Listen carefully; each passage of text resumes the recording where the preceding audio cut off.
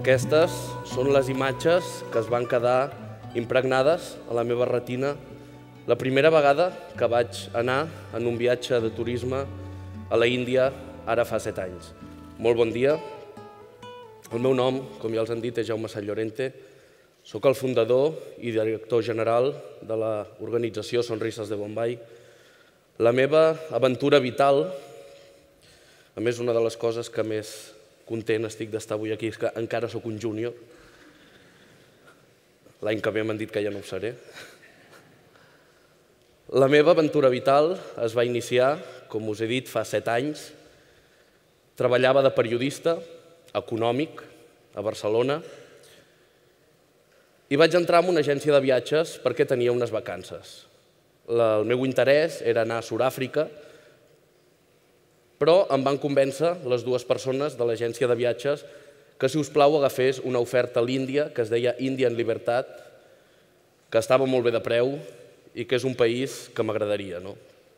Realment, si m'haguessin fet fer una llista de tots els llocs del món on m'hagués agradat anar, la Índia molt probablement hagués estat el darrer lloc.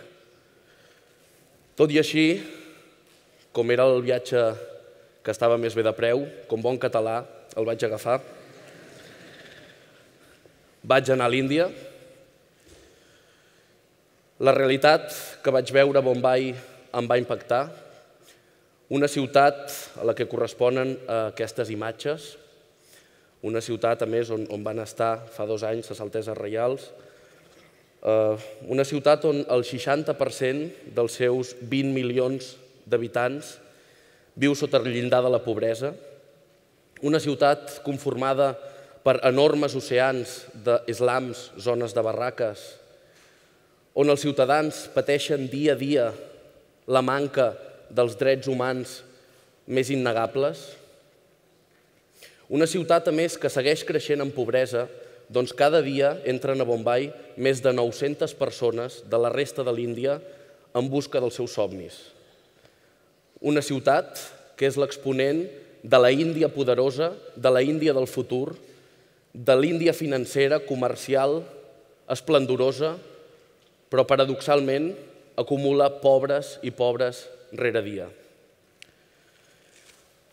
Penso que la resposta davant qualsevol injustícia, davant qualsevol realitat social que no ens agradi, ha de ser lluitar per canviar-la, lluitar per convertir-la. Em vaig sentir, no sé per què fins a aquell moment, però sí va ser aleshores quan em vaig sentir directament responsable del món en el que vivim. Ens acostumem a queixar molt de les societats, del món, sempre despotriquem, però ens oblidem fàcilment que nosaltres som part d'aquell món, que si nosaltres comencem a canviar, el món canviarà, que si nosaltres volem un canvi, hem de ser nosaltres qui el promoguem. Per tant, vaig fer l'únic que crec que es podia fer, que va ser investigar. Com a bon periodista i com a bon ésser humà, perquè diuen que la curiositat mata el gato, però jo penso que també salva l'hombre, si no, què seria dels grans invents en la història de la humanitat si no hagués estat per la curiositat? Em vaig negar a marxar d'aquella ciutat, en aquell viatge de turisme, sense entrar en contacte amb ciutadans que sí volguessin transformar aquella realitat social. Vaig contactar amb una xarxa d'ONGs locals. Aleshores, fins a aquell moment, no havia tingut absolutament cap contacte amb aquest sector. Ells em van parlar d'un petit orfenat que estava a les afores, als afores de Bombay. Era el darrer dia de viatge, em quedaven poques hores a la ciutat i em van convidar a anar a visitar aquell centre. A aquell centre hi vivien 40 nens amb uns passats esfereïdors, dels quals tampoc vull profunditzar gaire. I aquell orfenat, a més, estava en una situació financera i de gestió força difícil. En aquests casos, moltes vegades, per manques d'injeccions, de diners, per manques d'ajuda, per manques fins i tot de capacitat de gestió, molts centres a l'Índia i a molts altres llocs han d'acabar tancant les seves portes. Vaig veure molt clar que havia de fer alguna cosa com a ciutadà No vaig pensar en cap moment ni que fos un heroi ni que estigués salvant ningú, com a vegades a la premsa escriuen.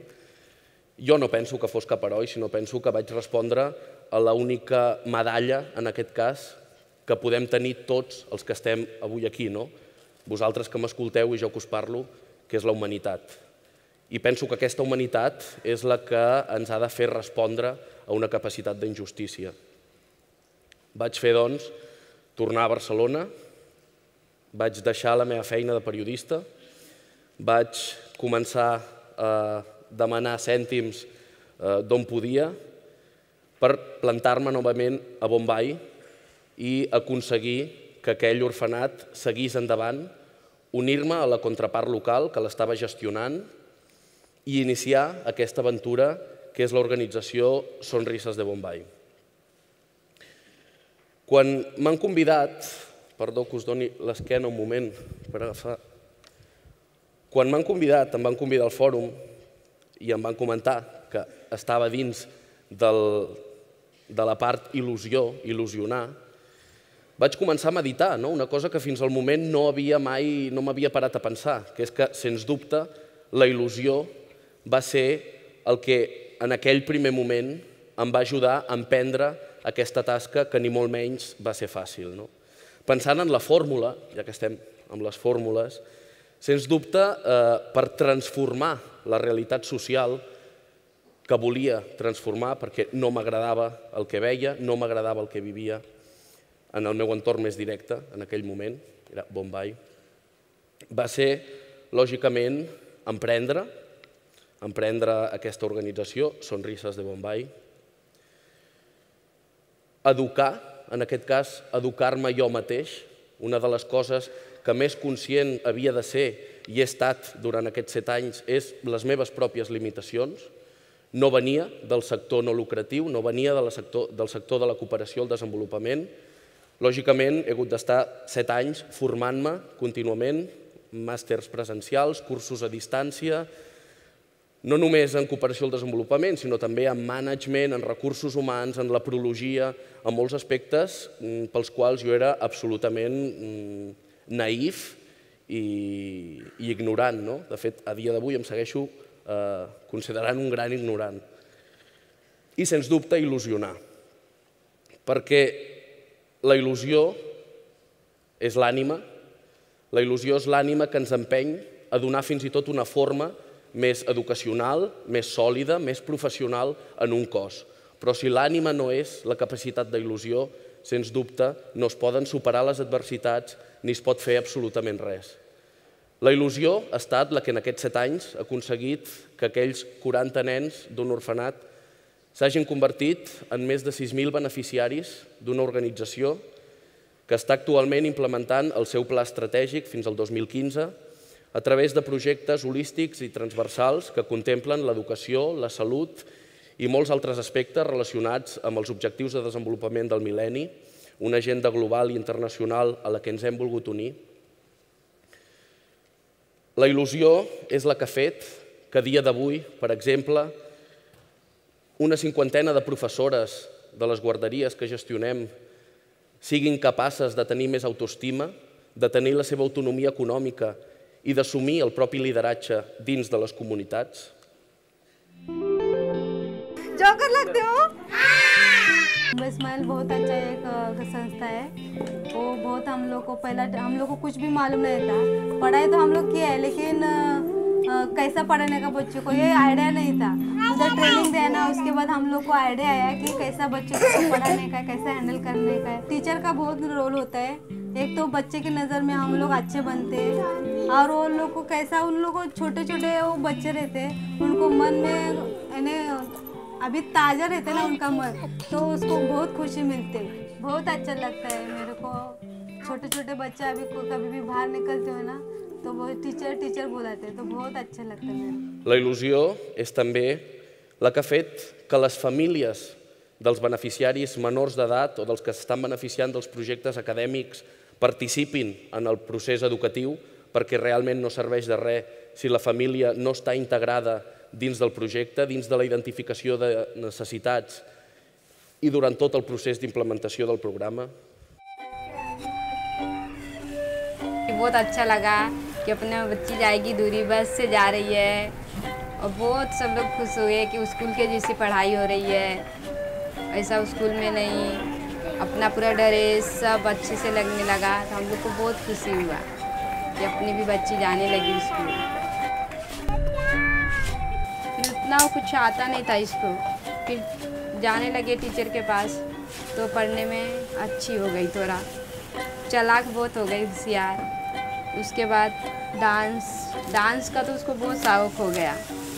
आज पढ़ने में कुछ नहीं आता था, ABCD English में, और पूरे इंग्लिश में हफ्ते का नाम, पूरा साल का नाम पूरा बताने लगी। हम तो इसलिए हम लोग सोचे बहुत अच्छी पढ़ाई हो रही है उधर। यहाँ पे तो बहुत अच्छी होती है पढ़ाई, और बच्चों को खुद अपने से सीख मिलता है कि अपना खुद काम अपने से करना चाहिए। जैसे टिफ़िन हो गया, बैग हो गया, अपने से रखना चाहिए।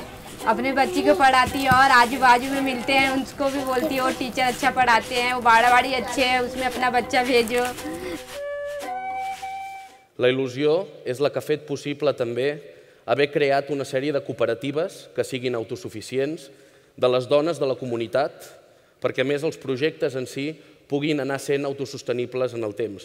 Penso que no serveix de res si una organització no governamental es planteja un projecte on segueix sent necessària la intervenció d'aquesta organització a mig terme. Monitor करते हैं हम एरिया में जाके 4 बालवाड़ीज़ हैं, वहाँ पे जाके सभी बच्चों को हम देखते हैं कि ठीक से बैठे हैं या नहीं, उनका ड्रेसअप कैसा है, और उनको ठीक तरह से उनको अटेंड किया जा रहा है या नहीं। फुल डाइट उनको बच्चों को मिले, ऐसा कुछ डाइट हम प्लान करते हैं, और उसमें हम खिचड़ी और ऐसे कुछ डाइट उसमें इंक्लूड करते हैं जिससे इजीली डाइजेस्टेबल हो बच्चों के लिए।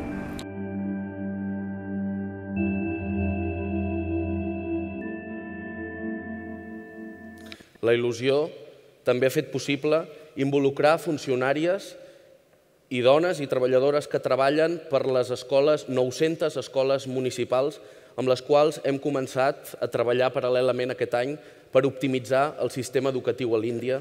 एकदम मला म्हणजे अभिमान आहे त्या गोष्टीचा। मला आज एरियामध्ये शिक्षिका म्हणून ओळखतात, ज्या गोष्टीची मला अपेक्षा होती ना ती गोष्ट माझी आज पूर्ण झाली।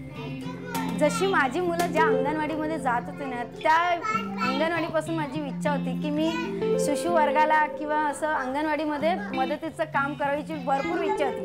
तसं मुंबई माईलनी पुरी केली। अजून मला म्हणजे असं शिक्षक आहे ना, तिचं पण मला रोळ दिला तर मी करू शकते, असं पण मला वाटतं।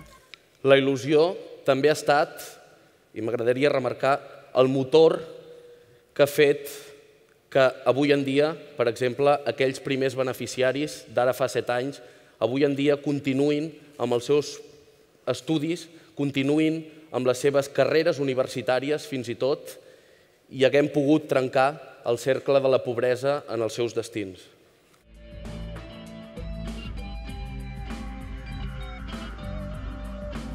मुझे पढ़ाई के लिए मुझे जॉब करना पड़ता था, तो फिर मैं उसमें पढ़ाई में इतना कंसंट्रेशन नहीं होता था।